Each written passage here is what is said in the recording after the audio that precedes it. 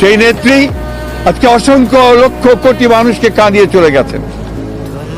আগামীকাল তার জানাজা অনুষ্ঠিত হবে, দাফন হবে। জানাজার জন্য আমরা স্থায়ী কমিটি সিদ্ধান্ত নিয়েছি যে আগামীকাল দুপুর 2টায় পার্লামেন্ট ভবনের দক্ষিণ প্লাজায় যে মাঠ এবং বাণিজ্য অ্যাভিনিউ এই পুরো অংশ জুড়ে আমাদের নেত্রীর জানাজা অনুষ্ঠিত হবে। এই জানাজা পড়াবেন আমাদের জাতীয় মসজিদের খতিব অর্থাৎ বাইতুল মুকাররমের খতিব।